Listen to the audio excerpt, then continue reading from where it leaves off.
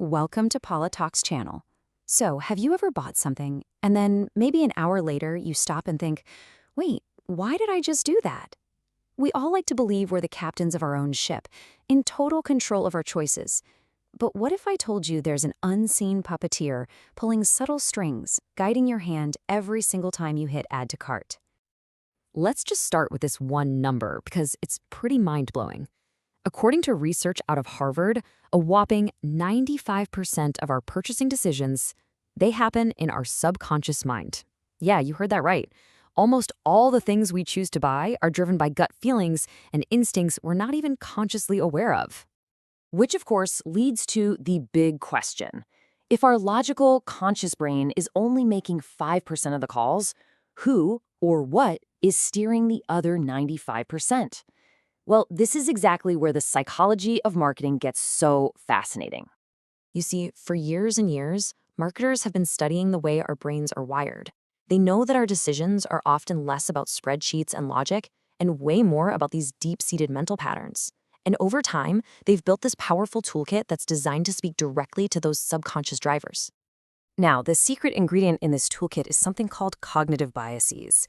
And look, these aren't flaws or bugs in your brain's software. They're actually mental shortcuts, little cheat codes our minds developed over millennia to help us make decisions faster.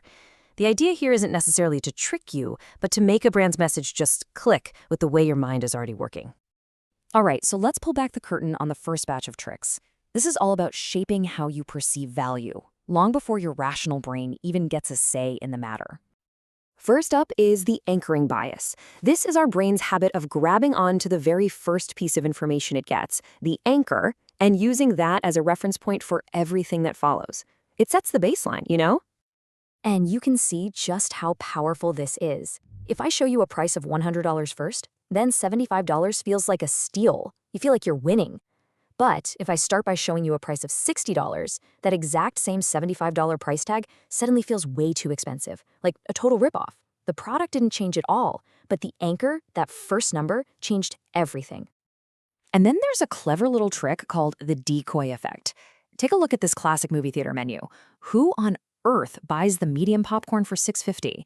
Almost nobody, but it's not actually there to be sold. It's a decoy. Its only job is to make the large popcorn for just 50 cents more look like an unbelievably good deal. They wanted you to buy the large one all along. But it isn't just about numbers and our perception of value. Oh no. It's also about our deep, fundamental human need to belong. Marketers know we're social creatures, and they use that to their advantage. Come on, we've all pulled this line as kids, right? Well, it turns out it's one of the most powerful psychological levers in existence.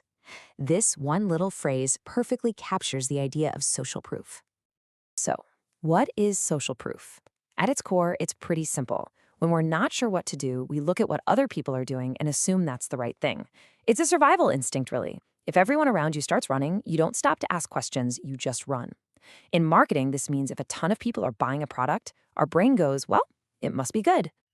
And you see this everywhere. When a famous chef tells you this is the best blender, that's expert proof. A huge celebrity wearing a watch, that's celebrity proof.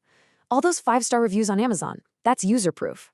And when a website says 15,000 people bought this today, that's the wisdom of the crowd. But of course, the most powerful of all is when you see your actual friends liked a new restaurant. And this social pressure gets even stronger when it's mixed with direct emotional appeals. Ads that make us laugh or feel a bit of nostalgia or even a little bit of fear, they're all designed to forge a connection. Because when a decision comes from the heart, it often completely bypasses our logical brain. Okay, so what happens when you combine that social pressure with a ticking clock? Well, you get one of the most powerful tactics in the entire playbook, engineered scarcity. This is all about creating a sense of urgency and tapping right into our fear of missing out. The scarcity principle is so simple, but man, is it effective. When we believe something is rare or limited, our brain just automatically assumes it's more valuable. We just want it more. It's that classic you want what you can't have effect. And you see this all the time online, right? Only 3 left in stock. That's scarcity of quantity. A flash sale that ends at midnight. That's scarcity of time. An exclusive offer for members only. That taps into our desire to have something special that others can't. And those little countdown timers on booking sites, they're literally designed to give you anxiety and push you to act now. At the end of the day, all of these scarcity tactics are designed to trigger one single powerful emotion: FOMO, the fear of missing out. It's this deep-seated anxiety that we're about to lose a fantastic opportunity, and it is a massive driver of impulse buys. So, knowing just how powerful all these psychological tools are, it kind of forces us to step back and ask a really important question. Where's the line between good-natured persuasion and straight-up manipulation?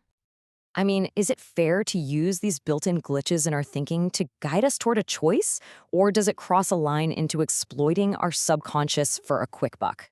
This is really the central ethical debate in marketing today. And when the goal really becomes manipulation, that's when you start to see things called dark patterns. These are intentionally deceptive designs. You know what I'm talking about. Websites that make it nearly impossible to find the unsubscribe button, or that sneak extra items into your shopping cart right before you check out. They're designed to trick you, plain and simple. And this is where the difference becomes really clear. Ethical marketing is all about being transparent. It respects your intelligence and your right to choose. It focuses on providing real value. Unethical marketing, on the other hand, it thrives on deception, on exploiting emotions, on hiding the true cost. It's the difference between being a helpful guide and being a con artist. Ultimately, the most successful brands out there get it. They know the goal isn't a one-time trick. It's about building trust over the long haul, creating a real connection with customers who feel like they're being respected, not fooled. So we've peeled back the curtain on how your brain is being targeted every single day. These tactics are powerful, and they work because they're based on the very wiring of our minds. So the final question is, now that you can see the strings, are you ready to be a more conscious consumer?